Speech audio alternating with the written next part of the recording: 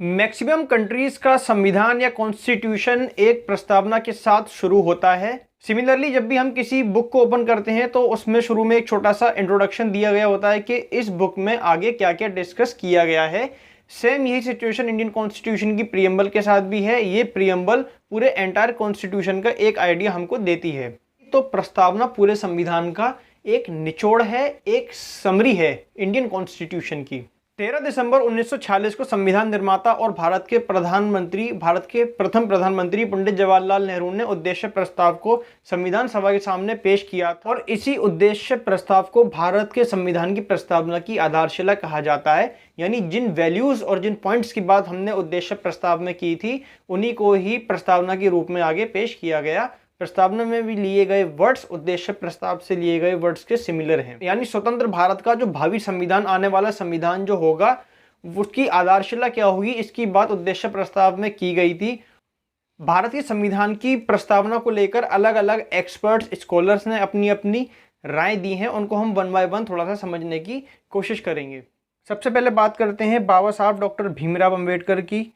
Doctor Bhimrao Ambedkar ने कहा था कि प्रस्तावना ये स्पष्ट कर देती है कि इस संविधान का आधार जनता है और इसमें निहित प्राधिकार और संप्रभुता सब जनता से प्राप्त हुई हैं। इसके अलावा प्रस्तावना के बारे में भूतपूर्व न्यायमूर्ति एम हिदायतुल्लाह का विचार है कि भारतीय संविधान की प्रस्तावना समूचे संविधान की आत्मा है, शाश्वत और अपरिवर्तनीय है। प्रस्तावना संवैधानिक जीवन के वैविध्य का भी उल्लेख मिलता है और भविष्य का दर्शन भी। वैविध्य का सिंपली मतलब होता है वेराइटीज़। सो मोटे मोटे तौर पर कहने का मतलब ये है कि जैसे कि डॉक्टर J.R. सिचाफ कहते हैं कि प्रस्तावना को 4 भागों में बांटा जा सकता है। नंबर 1 सोर्स ऑफ अथॉरिटी, यानी सत्ता का स्रोत क्या होगा, जो कि हम भारत के लोग, जैसे कि प्रीएम्बल की पहली लाइन है, इसको हम अभी आगे डिस्कस करेंगे। सेकेंड है टाइप ऑफ गवर्नमेंट, यानी शासन का प्रकार कैसे होगा।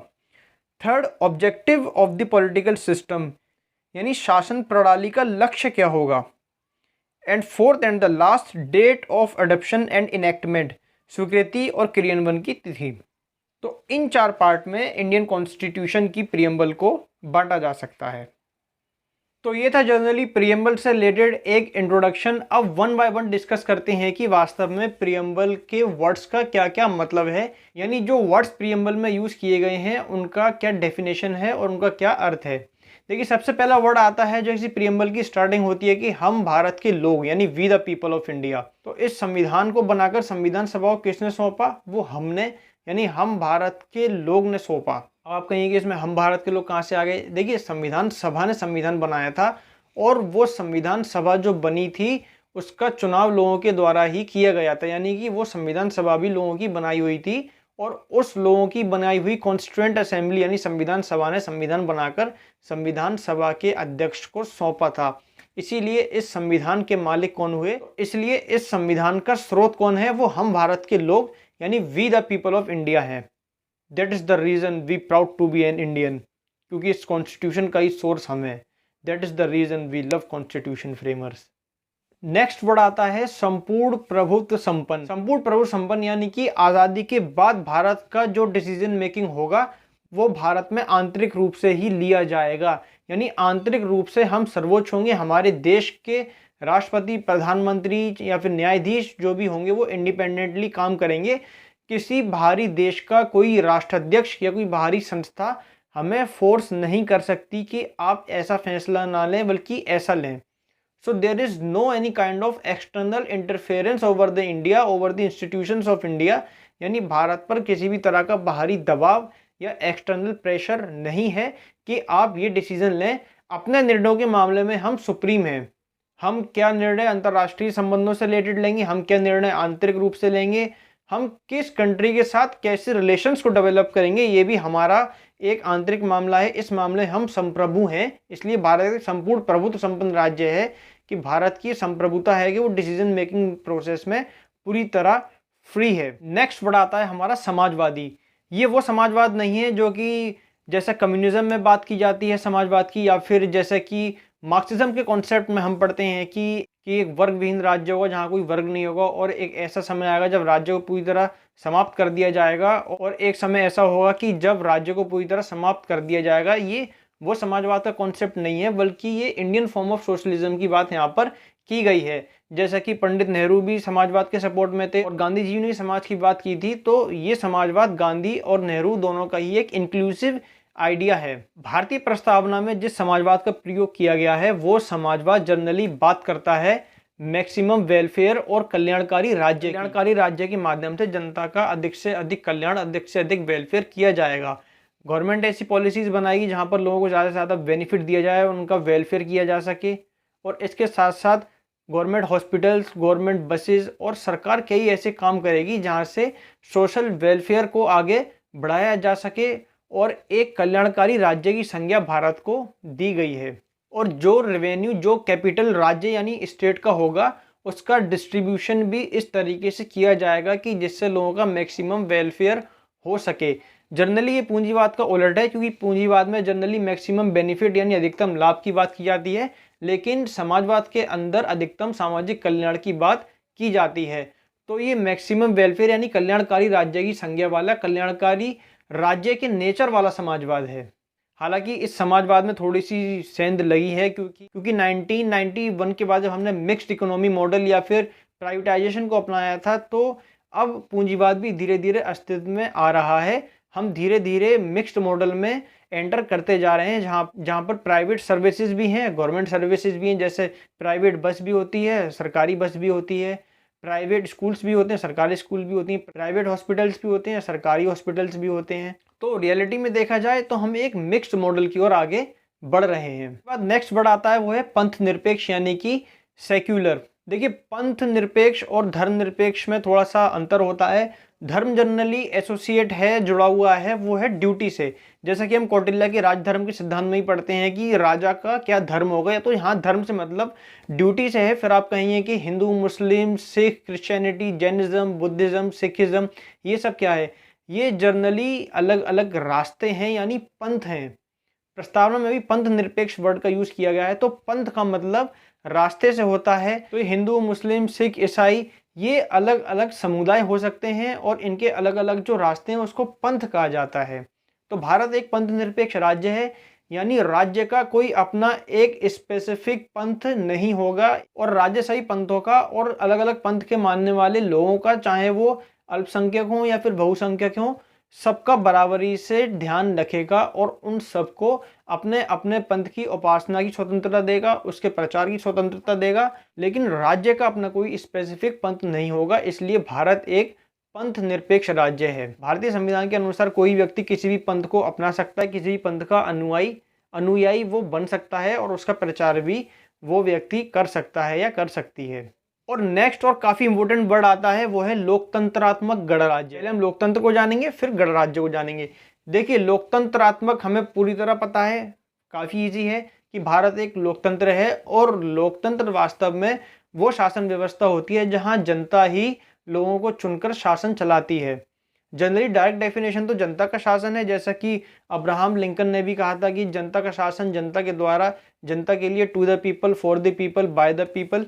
लेकिन एक बड़ी संख्या में लोग खुद रूल नहीं कर सकते। The people at large can't rule themselves, that is the reason they choose a representative. बड़ी संख्या में लोग खुद कैसे राज करेंगे? वो तो अपना एक रिप्रेजेंटेटिव, अपना प्रतिनिधि चुनकर ही तो देश की संस्थाओं में भेजेंगे। तो यही डेमोक्रेसी है कि यहाँ पर लोग शासन चलाते हैं और जो शासन चलाने वाले व्यक्ति हैं वो लोगों के द्वारा चुने हुए होते हैं। पीपल डायरेक्टली शासन चला भी नहीं सकते, क्योंकि काफ़ी ऐसे मामले होते हैं, चाहे वो देश की आंतरिक सुरक्षा का मामला हो, बाहरी सुरक्षा का मामला हो, या देश के लिए कोई ऐसे निर्णय लिए जाने हो जिनको ओपनली डिस्कस नहीं किया जा सकता। तो इसीलिए हम, जैसा कि हम डेलिबरेटिव डेमोक्रेसी में या विमर्शी लोकतंत्र में बात करते हैं कि हर मुद्दे पर जनता से विचार विमर्श किया जाए, तो जनरली ऐसा पॉसिबल नहीं हो पाता कि हर मामले को ओपनली पब्लिक में डिस्कस किया जाए। कुछ खुफिया जानकारियाँ भी होती हैं जो लोगों को नहीं बताई जाती, खासतौर से राष्ट्रीय सुरक्षा के मामले में। अगर हम प्रैक्टिकल लेवल पे देखें, ये तो बात हुई थ्योरी की कि to the people, by the people, for the people, but the reality is that it is to the people and by the people and for the people. To the people यानी कि काफ़ी specific लोगों के लिए democracy है। जो financially strong हुआ वही अक्सर पार्लियामेंट तक पहुंचते हैं, एमएलए, एमपी या एमएलसीज बनते हैं। बाय द पीपल हम देखते हैं कि corruption is also a big problem, भ्रष्टाचार भी एक बड़ी समस्या है और मतदान से पहले भी काफ़ी ज़्यादा बाय द पीपल करने की कोशिश की जाती है। यानी वोटरों को किसी तरह का वित्तीय लालच भी दिया जाता है, लेकिन चुनाव आयोग इस पर कड़ा एक्शन ले सकता है अगर कोई व्यक्ति ऐसा करता हुआ पकड़ा जाए तो। And for the people, reality तो ये होना चाहिए कि फॉर द पीपल होना चाहिए, बट वास्तव में जो हमारे जनप्रतिनिधि हैं वो फॉर द पीपल यानी लोगों से काफ़ी ज़्यादा दूर होते हैं इलेक्शंस जीतने के बाद। तो ट्रू सेंस में डेमोक्रेसी का आना काफ़ी ज़्यादा ज़रूरी है। हालांकि भारतीय लोकतंत्र का लोहा आज विश्व में माना जाता है और भारत विश्व का सबसे बड़ा लोकतंत्र भी है, लेकिन फिर भी हमें कुछ सुधार करने की ज़रूरत है। We need to do certain reforms. गणराज्य का जनरली मतलब ये होता है कि जो भी देश का अध्यक्ष होगा, चाहे वो प्रधानमंत्री हो चाहे वो राष्ट्रपति हो, वो वंशानुगत नहीं होगा, वो किसी स्पेसिफिक परिवार से नहीं होगा कि वंश के हिसाब से चलता रहा है और राजा का बेटा ही राजा बनेगा, बल्कि वो व्यक्ति जनता के द्वारा निर्वाचित होगा। राज्य का अध्यक्ष वंशानुगत रूप से न होकर निर्वाचित होगा। हमने प्रधानमंत्री और संसद बनाई, संसद ने ही राष्ट्रपति के लिए निर्वाचन किया, तो प्रधानमंत्री डायरेक्ट रिप्रेजेंटेटिव हुए और राष्ट्रपति इनडायरेक्ट रिप्रेजेंटेटिव हुए। तो जो भी राज्य के अध्यक्ष होंगे वो वंश के हिसाब से न होकर निर्वाचित होंगे। ये सिंपली मतलब होता है एक गणराज्य का। न्याय, स्वतंत्रता और समानता, अब समझते हैं इनका मीनिंग। सबसे पहले बात न्याय की। न्याय किस टर्म में? सामाजिक, आर्थिक और राजनीतिक। सामाजिक न्याय को इंश्योर करने के लिए गवर्नमेंट काफ़ी ज़्यादा स्टेप्स लेती है, जैसे कि रिजर्वेशन पॉलिसीज इसका एग्जाम्पल, कि हम सामाजिक न्याय को प्रमोट करने के लिए आरक्षण का सहारा ले रहे हैं ताकि सामाजिक न्याय की स्थापना की जा सके। अब रिजर्वेशन देने के माध्यम से वास्तव में सामाजिक न्याय आ जाएगा या फिर नहीं आएगा, और रिजर्वेशन देना ठीक है या फिर गलत है, इस पर काफ़ी ज़्यादा डिफरेंस ऑफ ओपिनियन है एक्सपर्ट्स के बीच और स्टूडेंट के बीच।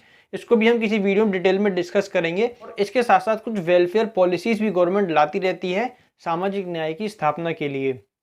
नेक्स्ट वर्ड आता है इकोनॉमिक जस्टिस, यानी आर्थिक न्याय। इकोनॉमिक जस्टिस के लिए भी फंडामेंटल राइट्स में भी प्रोविज़न किया गया है। Right to occupy any profession, आप किसी भी वृत्ति या फिर आजीविका को अपना सकते हैं और कोई बिजनेस आप कर सकते हैं। इसके अलावा गवर्नमेंट भी इकोनॉमिक जस्टिस को प्रमोट करने के लिए वेलफेयर पॉलिसीज़ लाएगी।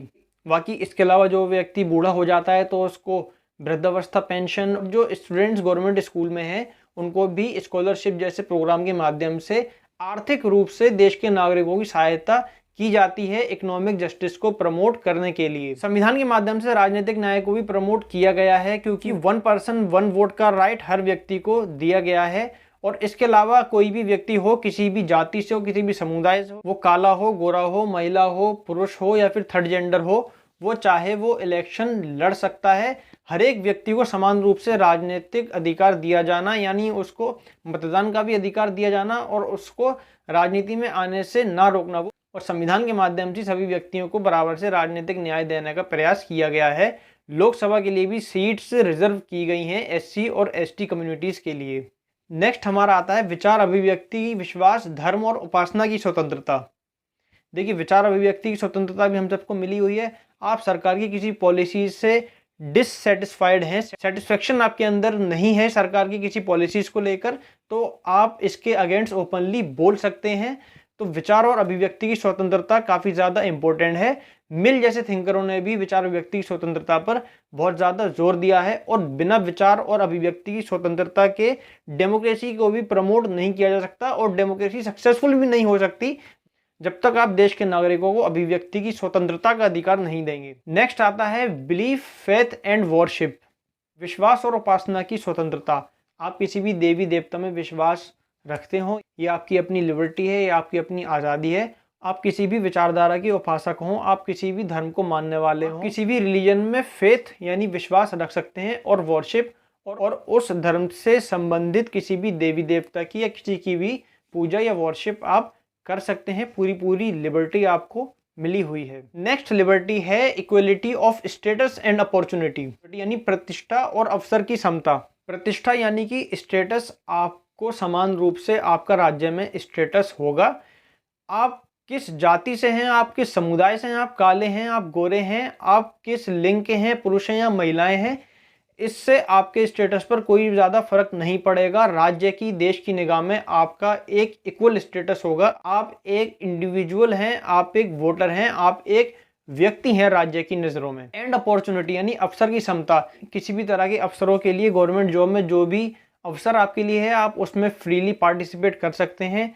आप उस अवसर का उपयोग कर सकते हैं। कोई भी अपॉर्चुनिटी, कोई भी अवसर गवर्नमेंट की तरफ से अगर दिया जा रहा है, चाहे कोई प्राइवेट सेक्टर की तरफ से भी क्यों ना दिया जा रहा हो, अगर प्राइवेट सेक्टर भी किसी व्यक्ति को उसके धर्म, उसके रंग, उसकी जाति, उसके समुदाय के आधार पर वंचित करता है, तो ऐसी संस्था पर या फिर ऐसे व्यक्ति पर कार्रवाई भी की जा सकती है। और इंडिया में ऐसे कई भी एग्जाम्पल देखे भी गए हैं कि अगर एक पर्सन को उसकी कास्ट के रिगार्डिंग, उसके रिलीजन के रिगार्डिंग या उसके काले या गोरे होने की वजह से अगर उसको टारगेट किया जाता है तो उसके खिलाफ कार्रवाई भी तुरंत की जाती है। तो इक्वेलिटी ऑफ स्टेटस और इक्वेलिटी ऑफ अपॉर्चुनिटी यानी प्रतिष्ठा और अवसर की समता की बात संविधान की प्रस्तावना में की गई है। राज्य की नज़रों में सभी नागरिक बिल्कुल इक्वल हैं, बिल्कुल बराबर हैं, चाहे वो प्रतिष्ठा का मामला हो या फिर अवसर देने का मामला हो। प्रियम्बल यानी प्रस्तावना की नेक्स्ट लाइन आती है कि देखिए, व्यक्ति की गरिमा, कानून के माध्यम से व्यक्ति की गरिमा को प्रोटेक्ट किया गया है। तो राज्य की नज़रों में यानी भारत की नज़रों में कानून के माध्यम से व्यक्ति की एक गरिमा होगी। जैसे हम फैमिली में होते हैं, हमारे घर का एक बड़ा मेंबर होता है, उस व्यक्ति की अपनी एक अलग डिग्निटी, एक सम्मान, एक अपनी गरिमा होती है। सिमिलरली राज्य की नज़रों में ऐसे ही हर एक व्यक्ति की गरिमा को प्रोटेक्ट किया जाएगा। फ्रिटर्निटी काफ़ी ज़्यादा इंपॉर्टेंट है यहाँ पर, यानी कि भाईचारा। फ्रिटर्निटी काफ़ी ज़्यादा एक नेशन के लिए इंपॉर्टेंट होती है। अगर हम यूनाइट रहेंगे, हम मिलकर रहेंगे, कोई भी भारी शक्ति इसका अपने लाभ के लिए प्रयोग नहीं कर सकती। हम यूनाइट रहेंगे तो लॉ एंड ऑर्डर की स्थिति भी अच्छी होगी। और एकता और अखंडता एक देश के लिए काफ़ी ज़्यादा इंपॉर्टेंट है।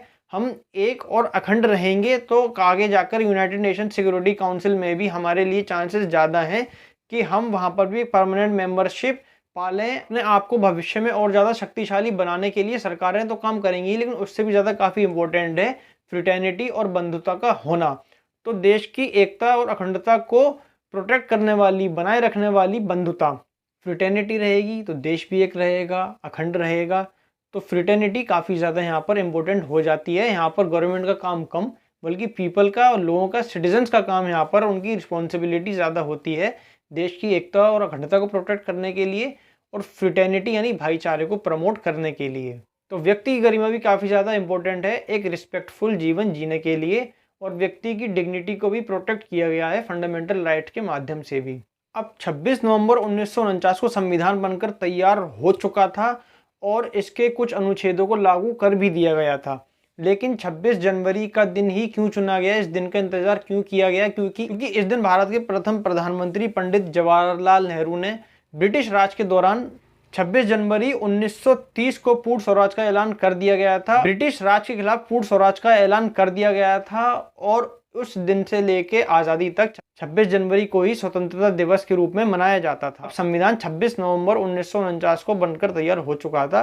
इस दिन हम संविधान दिवस मनाते हैं, कॉन्स्टिट्यूशन डे मनाते हैं, जबकि 26 जनवरी 1950 को हम गणतंत्र दिवस मनाते हैं, क्योंकि संविधान लागू होने के बाद हम पूरी तरह गणतंत्र हो चुके थे। तो यही कारण है कि 26 नवंबर 1949 को बनके तैयार हो जाने के बाद भी संविधान को 26 जनवरी 1950 को लागू किया गया, क्योंकि इस दिन का एक ऐतिहासिक महत्व था सभी भारतीयों के लिए। इंडियन कॉन्स्टिट्यूशन का आर्टिकल 394 भी कमेंसमेंट की बात करता है, यानी इसके तत्काल प्रभाव में आने की बात करता है। इस आर्टिकल में क्लियरली कहा गया है कि इसके कुछ प्रावधानों को, कुछ आर्टिकल्स को 26 नवंबर 1949 को ही लागू कर दिया जाएगा, लेकिन संविधान पूरी तरह, यानी जो बचे हुए अनुच्छेद और बाकी का संविधान 26 जनवरी 1950 को लागू होगा। और 393 यानी आर्टिकल 393 क्लियरली कहता है कि भारतीय संविधान का टाइटल होगा the constitution of India. Short title बताता है आर्टिकल 393। तो आज यानी 26 नवंबर 1949 को हम इस संविधान को अंगीकृत, अधिनियमित और आत्मर्पित करते हैं, यानी adopt, enact and give to ourselves. Adopt करना यानी कि अपनाना, इनेक्ट करना यानी अधिनियमित करना, यानी किसी भी प्रोविजन का, किसी भी प्रावधान का अब एक लीगल फॉर्म में आ जाना, उसका अधिनियमित हो जाना, उसका इनेक्ट हो जाना। और आत्मर्पित करना यानी गिव टू आवर सेल्फ, हम अपने आप को इस संविधान को अर्पित करते हैं, यानी देश के लोग, हम भारत के लोग आज 26 नवंबर 1949 को इस संविधान को आत्मर्पित करते हैं। फ्रेंड्स, ये था मोटे मोटे तौर पर प्रीएम्बल से रिलेटेड कुछ वर्ड्स के बारे में। प्रीएम्बल से रिलेटेड ऑब्जेक्टिव क्वेश्चंस हर एक कंपटीशन एग्जाम में, इसके अलावा एंट्रेंस एग्जामिनेशन में अक्सर पूछ ली जाते हैं। इन ऑब्जेक्टिव क्वेश्चंस पे भी मैंने सेपरेटली वीडियो बनाई है प्रीएम्बल के रिगार्डिंग, जिसका लिंक डिस्क्रिप्शन में दिया गया है। तो अगर आप किसी एग्जाम के लिए अपियर होने जा रहे हैं और ऑब्जेक्टिव क्वेश्चंस के आंसर आप प्रीएम्बल के रिगार्डिंग चाहते हैं तो इस पर भी मैंने सेपरेटली एक वीडियो बनाई है और इस वीडियो का लिंक डिस्क्रिप्शन में दिया गया है। और इस वीडियो को देखने के बाद आपको अपने ऑब्जेक्टिव क्वेश्चंस के भी आंसर अच्छी तरह मिल जाएंगे। सो फिलहाल ये सब तो प्रीएम्बल के बारे में, प्रस्तावना या उद्देशिका के बारे में। वीडियो पसंद आया तो वीडियो को लाइक कीजिए, अपने फ्रेंड्स के साथ शेयर कीजिए और चैनल को सब्सक्राइब करने के साथ साथ साइड में बने उस बेल आइकन को भी प्रेस कर दीजिए ताकि फ्यूचर में जो भी वीडियोस अपलोड हों उसकी नोटिफिकेशंस तुरंत आपको मिल जाएं और एक भी वीडियो मिस ना हो पाए।